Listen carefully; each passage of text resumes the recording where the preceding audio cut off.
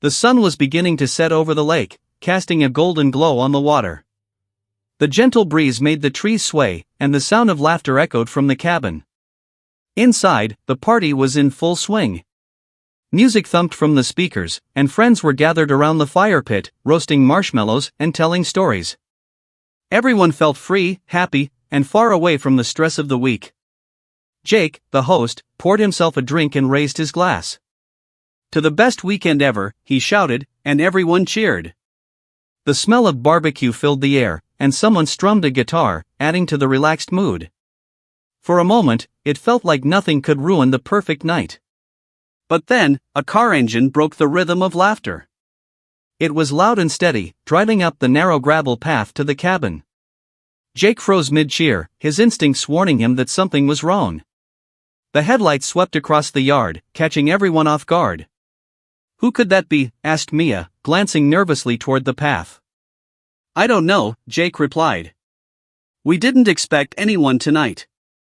The car stopped, and a tall figure stepped out. He wore a crisp polo shirt and a perfectly ironed pair of pants, looking out of place among the casual partygoers. His expression was serious, almost rigid, and he scanned the group like a hawk. It was none other than Mr. Hargrove, the HOA president, the man known for strict rules and an obsession with controlling everything in the neighborhood. "Oh," whispered Liam, one of Jake's friends. "It's him." Before anyone could react, Mr. Hargrove walked straight to the cabin door. He didn't knock, he didn't smile. He just opened the door and stepped inside, as if he owned the place. His eyes quickly assessed the room, narrowing when he saw the drinks and snacks spread out across the table. "Evening," he said, his voice calm but sharp. "I hope you're aware that this party is in direct violation of the HOA rules." The group froze. Jake swallowed hard, trying to keep his cool. We didn't expect anyone tonight, especially not you," he stammered. Mr. Hargrove's gaze swept over everyone again. "I came to make sure you're all aware that excessive noise, unpermitted gatherings, and unsanctioned guests will not be tolerated. I trust you understand the consequences." There was an awkward silence. The music had stopped. The crackling fire was the only sound. No one laughed. Everyone suddenly felt very small under his intense stare. But then, Mia tried to lighten the mood. "We'll keep it down, Mr. Hargrove. Sorry about the noise. It's just a little get-together." He turned to her slowly, a thin smile appearing on his face, one that didn't reach his eyes. "A little get-together," he repeated. Interesting choice of words. He paused, and the group felt a chill. "I suppose some people believe rules are meant to be flexible." Jake's stomach dropped. There was something unusual in the way Mr. Hargrove moved and spoke tonight. Normally, he was strict but predictable. Tonight, he felt different. Like a storm approaching that no one could see yet. As the party tried to continue, Mr. Hargrove wandered closer to the fire pit. He didn't sit, he just stood, watching everyone as if studying their every move. Liam leaned over to Jake. "Do you think he's going to leave soon?" he whispered. Jake shook his head. "I don't think so. There's something about tonight, something's not right." The group tried to laugh it off, but the laughter sounded forced. Mr. Hargrove's eyes followed every movement. When someone reached for another drink, his sharp glance made them hesitate. When the guitar strummed a lively tune, he frowned. Then, the first real sign of danger came. Mr. Hargrove walked to the door at the back of the cabin, the one leading to the lake. He opened it and looked outside, his silhouette cutting across the moonlit water. For a moment, he seemed to vanish, but the sound of the door slamming shut behind him made everyone jump. "What the?" Mia whispered, clutching her sweater tighter. Mr. Hargrove turned slowly, his smile now gone. "Rules," he said simply, his voice almost a whisper, yet somehow louder than the music before. "They exist for a reason." The group fell silent. The fire flickered, casting moving shadows across the cabin walls. Everyone could feel the tension building. Something about Mr. Hargrove's visit wasn't just about rules or noise, it felt personal. It felt deliberate. Jake glanced around at his friends. he could see the worry in their eyes. For the first time that night, the carefree laughter and easy fun seemed very far away. They were trapped in their own cabin with a man whose control didn't stop at HOA regulations. Something told him this night would not end normally. And as Mr. Hargrove's gaze swept over the room again, lingering a little too long on the closed windows and locked doors, Jake knew one thing for certain: this was only the beginning. The unexpected arrival had just set the stage for a night that none of them would ever forget. The night had grown darker, and the lake reflected the moon like a silver mirror. Inside the cabin, the group tried to resume the party, but the earlier tension lingered. Every laugh seemed hollow. Every movement felt watched. Mr. Hargrove stood near the corner of the room, not joining anyone, not talking much. He seemed to study the walls, the ceiling, even the floor. At first, the friends thought he was just a strict man, analyzing their every move. But soon, they realized he wasn't looking at them. He was looking through them, like he could see secrets no one wanted him to find. Liam, feeling uneasy, whispered to Jake, "Do you think he's checking the place for something?" Jake didn't answer. His eyes followed Mr. Hargrove as he moved quietly across the cabin. He touched objects lightly at first, books, mugs, a stack of board games, but lingered longer on certain things. A locked cabinet caught his attention, and he crouched slightly, listening as if expecting it to speak. The sight made Jake's stomach twist. Why would a homeowner association president care about a cabinet? Mia, trying to break the silence, asked, "Would you like some marshmallows?" She held out a stick toward him. He didn't answer. He didn't smile. He simply tilted his head slightly, almost imperceptibly, and walked to the back of the cabin. The group noticed he wasn't looking at the party anymore. He was moving as if following an invisible path, drawn by something only he could see. Then the first strange sound came, a soft click, like a lock turning somewhere. No one could tell where. The group froze, looking around. "What was that?" whispered Sarah, hugging her knees near the fire. Mr. Hargrove didn't react. He just continued pacing slowly, stopping at the windows and peering outside. The moonlight caught his face in a way that made his expression unreadable. For a brief moment, his lips curved into a small, almost knowing smile. Then it vanished. Jake noticed another odd thing. Mr. Hargrove seemed to be leaving tiny marks behind, scratches in the wood, fingerprints on glass, and a faint dust trail near the lake door. It was subtle, almost invisible, but it made the hairs on Jake's arms stand up. He leaned closer to his friends. "Something isn't right," he whispered. "He's not just here to lecture us." Suddenly, Mr. Hargrove stopped near the kitchen.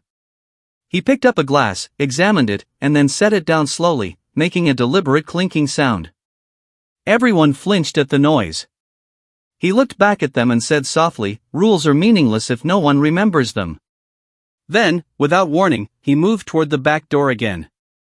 He didn't open it, didn't speak, just pressed his hand against the doorframe. The wooden frame creaked, and for a moment, the lake beyond looked darker than before, almost black. Jake felt a shiver run down his spine. He whispered, "He's not just strict, he's planning something." The friends tried to distract themselves, but the sense of unease grew heavier. Shadows seemed longer, corners darker, and every creak of the floor felt amplified. Mr. Hargrove's movements were slow but purposeful, like a predator circling its prey. Then it happened, a sudden loud slam from upstairs. Everyone jumped. Mr. Hargrove's head turned sharply toward the sound, but he didn't move toward it. Instead, he smiled faintly, almost as if he expected it. That tiny, strange smile sent another wave of fear through the group. Jake glanced at his friends. "We're not safe," he said quietly. "He's testing us, watching how we react. And I think he wants something." Mr. Hargrove's eyes met Jake's across the room. They were cold, sharp, and unyielding. For a moment, the air felt heavy, as if the cabin itself was holding its breath.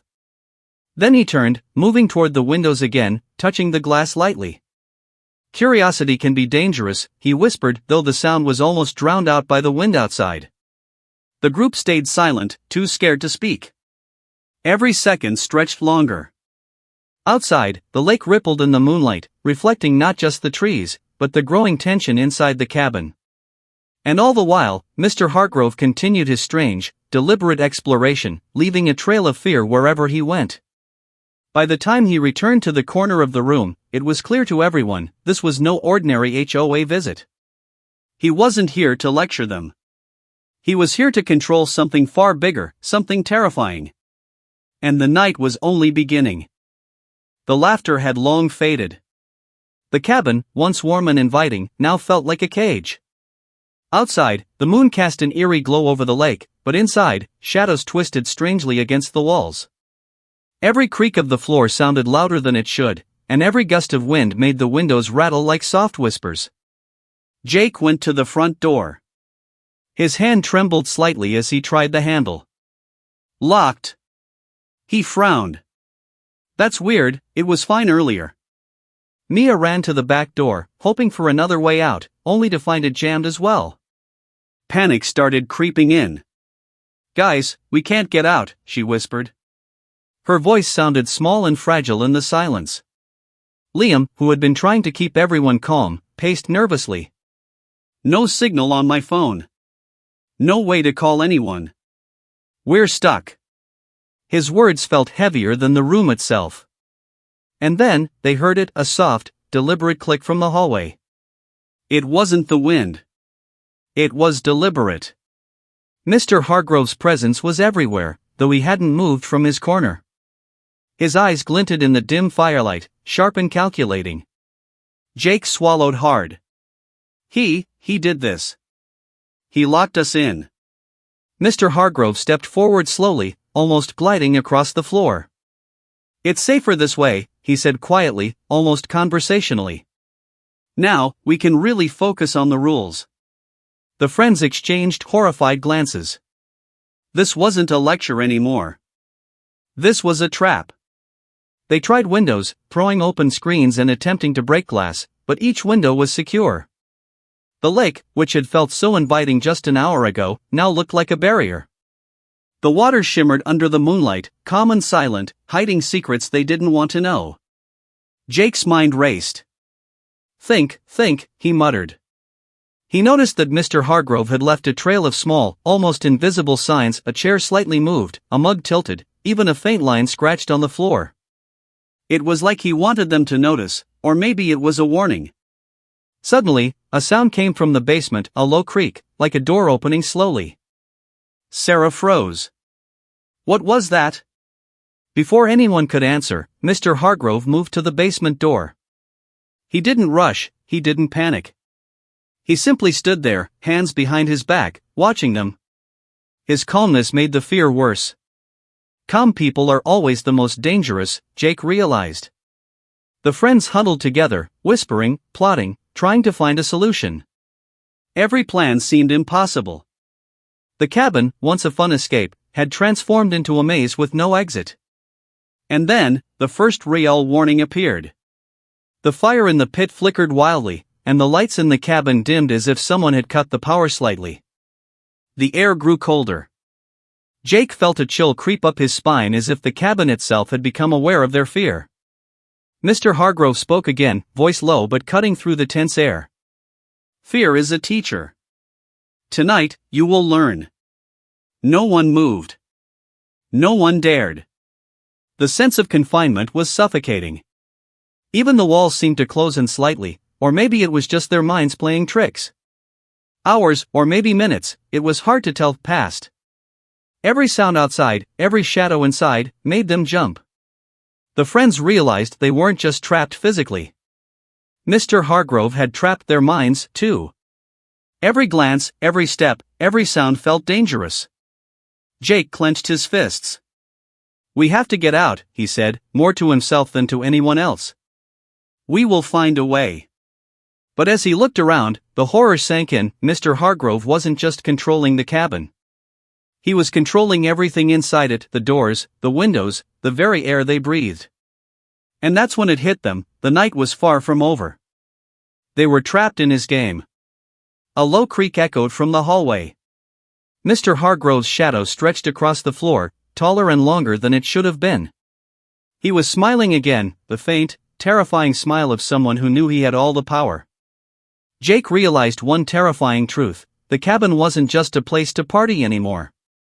It was a stage for something far more dangerous, and they were unwilling actors in a deadly play. The trap had been set. The cabin felt colder now, though the fire still flickered weakly in the pit. Shadows danced across the walls as if they were alive. Jake and his friends huddled together, listening to every creak, every distant rustle. The silence was thick, broken only by the soft hum of Mr. Hargrove's voice as he moved slowly around the cabin. "You're clever, I'll give you that," he said, almost casually, his eyes scanning them like a predator. "But cleverness isn't enough. You must follow the rules, or pay the price." "Price?" Jake asked, his voice shaking. "What are you talking about?" Mr. Hargrove didn't answer. Instead, he revealed the first trap. From a shelf, he picked up a small wooden box and placed it in the center of the floor. The box had a simple lock, but the key was nowhere in sight. A note lay on top: "Solve it, or lose what you love." Mia bent down, peering at the box. "This isn't a joke, is it?" Jake shook his head. "No, he's serious." Before anyone could touch the box, Mr. Hargrove moved again, checking the doors and windows, ensuring no escape. He wasn't rushing, every step was deliberate, measured, like a conductor orchestrating a performance where the cabin and its occupants were the instruments. Then came the next sign. The kitchen faucet started dripping, but the water wasn't clear. It was tinted slightly red. The group gasped, stepping back. Mr. Hargrove's calm voice cut through the fear.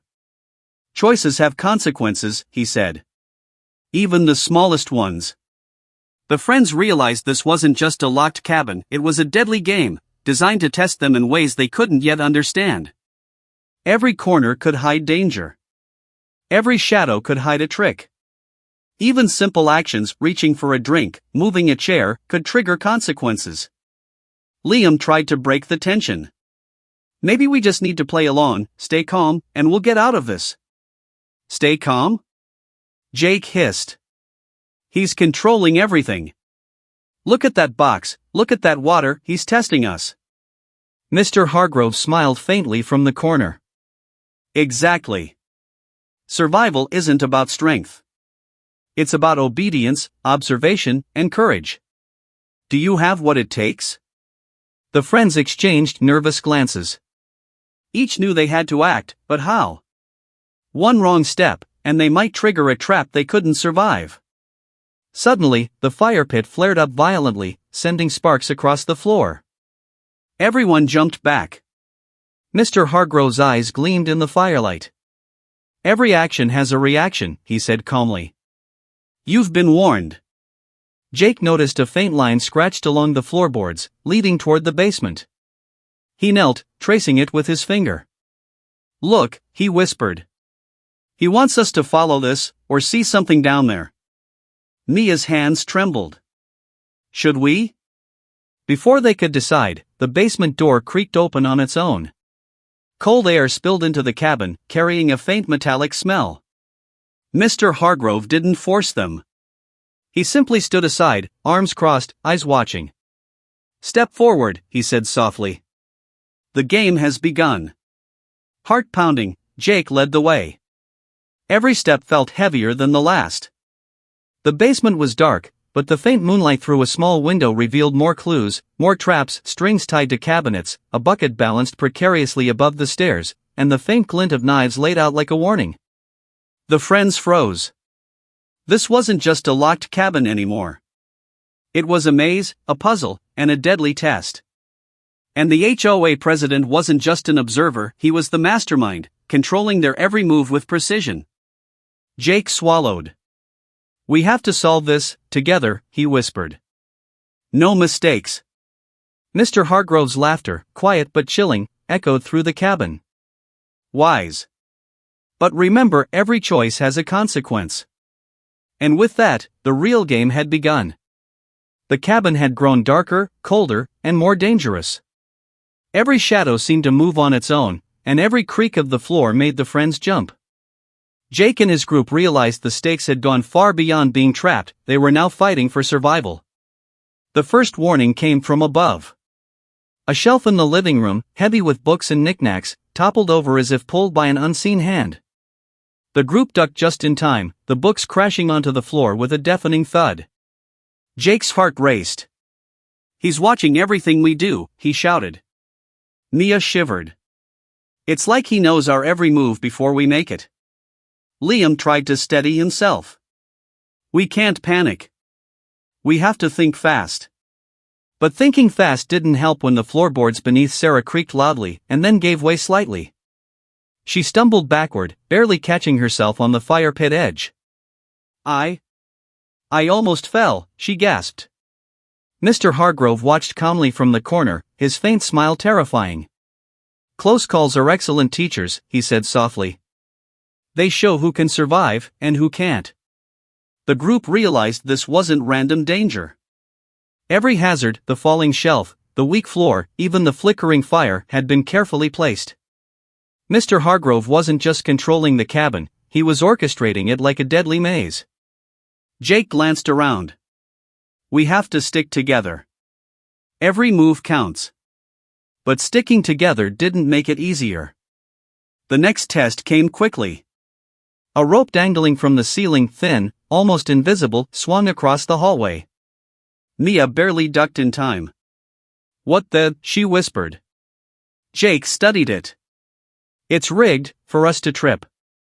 Watch everything, stay low, and move carefully." The friends moved like shadows, holding their breath, but Mr. Hargrove's presence was suffocating. He didn't need to touch them to make them afraid. His gaze alone was enough. Then came the worst close call. Liam, trying to reach the basement door, accidentally stepped on a loose floorboard. A bucket tipped above the stairs, spilling water mixed with something red, maybe paint, maybe blood, onto the floor. The liquid made the wood slick, and Liam nearly slid down the stairs. Jake lunged just in time, grabbing his arm and pulling him back. Mia's eyes were wide. "We could have died." Mr. Hargrove's quiet chuckle filled the cabin. "You're learning quickly," he said. "But there's still much to learn." Jake realized something chilling. Each trap wasn't meant to kill immediately, it was meant to test reactions, patience, and teamwork. One wrong move, one moment of panic, and the cabin itself would become a weapon. The friends pressed on, hearts pounding. Every room revealed more hazards, a loose window nearly fell, shards of glass glinting dangerously, a tilted chair threatened to tip and block the only exit, even the ceiling seemed unstable, sagging slightly under invisible pressure. Sarah's hand brushed against a drawer, it snapped open suddenly, revealing a knife inside. She screamed, stumbling backward into Liam. "He's everywhere." Jake clenched his fists. "No. He's not everywhere, he's controlling everything. We have to be smarter, faster, stronger." Just then, a sudden crash from outside drew their attention. The moonlight revealed movement near the lake. Shadows shifted unnaturally. Were they imagining it, or was Mr. Hargrove setting traps outside too? Fear made their breaths quick and shallow, but it also sharpened their senses. Every sound, every shadow, every creak became a clue. They realized they couldn't just escape, they had to outthink the mastermind, anticipate the dangers, and survive every close call. By the time they returned to the living room, bruised, shaken, and soaked from the water trap, they understood one undeniable truth: every second in the cabin was now a battle. One wrong choice could mean death. And Mr. Hargrove? He wasn't finished. Not by a long shot. The night was far from over. The real danger was only beginning. The cabin was silent now, except for the faint dripping of water from the earlier trap. The friends huddled together, bruised, exhausted, and terrified. Every creak, every shadow, made their hearts race. They thought they understood Mr. Hargrove, strict, dangerous, controlling, but the night had one more surprise waiting for them. Jake noticed it first. A small notebook, lying open on the kitchen table. Pages were filled with neat handwriting, lists of names, times, and notes about the cabin. His eyes widened. "This isn't just about rules," he whispered. "He's been planning this for a long time." Mia leaned over. "What do you mean?" Jake pointed at a line on the page. It read, "Test their trust. Observe reactions. Secrets always reveal themselves." Suddenly, a sound came from upstairs, a soft shuffle, like someone moving quietly. Everyone froze. Mr. Hargrove had been in the corner earlier, or had he? Before they could react, the bedroom door slammed open. And there, standing with a wicked grin, was Liam. "Liam?" Jake gasped. "What are you doing?" Liam's face wasn't his usual nervous self. His eyes gleamed, and a faint smirk twisted his lips. "You really didn't see it coming, did you?" Mia stepped back, horrified. He's with him? You set this up?" Liam shrugged, calm and chilling. "Let's just say Mr. Hargrove and I have mutual goals." Jake's mind raced. The betrayal cut deeper than any trap. One of them had been working with the mastermind all along. Every near-death moment, every trap, every small lesson, it had been carefully orchestrated by someone they trusted. Mr. Hargrove appeared behind Liam, clapping slowly. "Well done, Liam. You've proven your loyalty perfectly." The friends were frozen in shock. Every plan they had made to survive suddenly felt useless. Liam stepped closer to them, blocking the only exit. "Rules are fun," he said softly, "but breaking them can be deadly." Jake realized something crucial: this wasn't just about traps or fear anymore. The real danger was inside their own group. Trust could no longer be counted on, and every decision had to account for betrayal. Mia's voice shook. Why are you doing this?" Liam's smile widened. "Power, control, and a little fun. You see, rules are boring when everyone obeys. Chaos, now that's interesting." Mr. Hargrove stepped forward, nodding. "Exactly. You've all learned something tonight. Survival isn't just about strength or courage, it's about reading people. And some of you failed the first test." Jake clenched his fists. "We're not finished. We can still survive. Even with you two against us." Liam laughed softly. "Oh, you'll try. And that's what makes it fun." Suddenly, a faint sound echoed from the basement, a soft click, almost like a lock turning. Mr. Hargrove and Liam both glanced toward it. Their attention was momentarily diverted, and Jake realized this might be their only chance. The twist wasn't just the traps. It wasn't just the cabin. It was betrayal from within.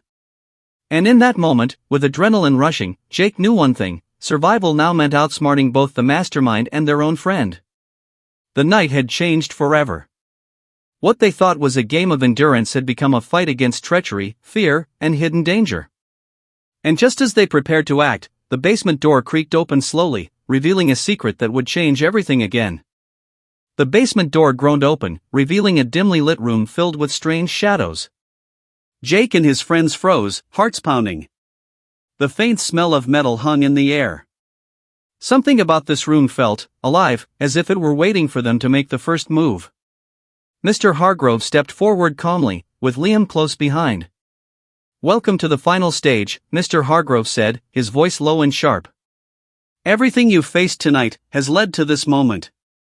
One wrong move, and it ends here." Jake glanced at his friends. They were bruised, shaken, but alive. They had survived traps, close calls, and betrayal. Now, it was time to turn fear into action. He whispered quickly, "We split. We create distractions. We use what we've learned about him. Stay alert, watch each other." Mia nodded, gripping a heavy flashlight as a weapon. Sarah held a chair ready to block any attack. Liam sneered, clearly enjoying the fear in their eyes, while Mr. Hargrove's calm gaze followed their every movement. Jake moved first.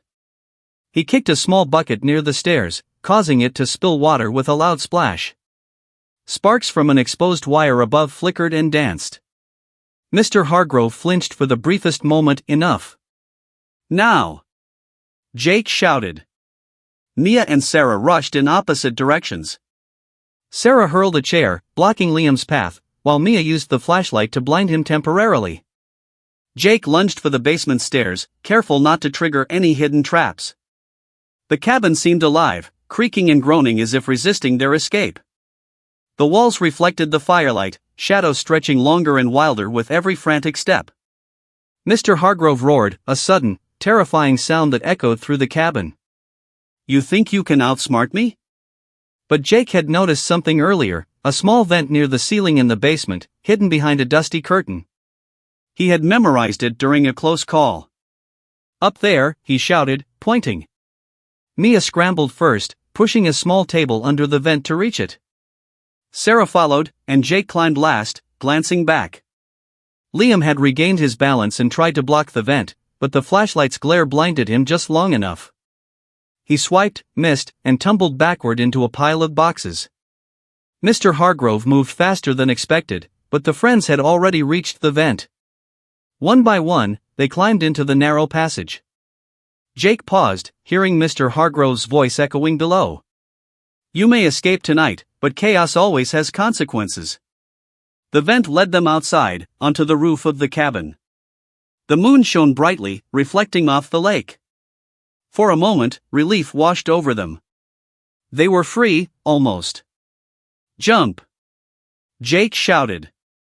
The friends leapt toward a lower ledge leading to the ground. Hearts pounded. Muscles burned. They landed hard but safely, rolling to absorb the impact. Behind them, Mr. Hargrove's shadow loomed at the vent entrance. His expression was unreadable. For a heartbeat, it seemed as if he might follow, but then he stepped back, watching silently, a chilling promise in his eyes. Jake, Mia, and Sarah didn't wait. They ran through the trees, toward the path leading to the road. The night was still dangerous, still tense, but they were alive, and for now, that was enough. Finally, lights appeared in the distance. A car approached slowly. Relief mixed with adrenaline. Someone had called for help. They were almost safe. Jake looked back at the cabin. It looked quiet now, almost innocent under the moonlight. But he knew the truth, the HOA president's game wasn't over. The traps, the psychological games, the betrayal, it had all changed them.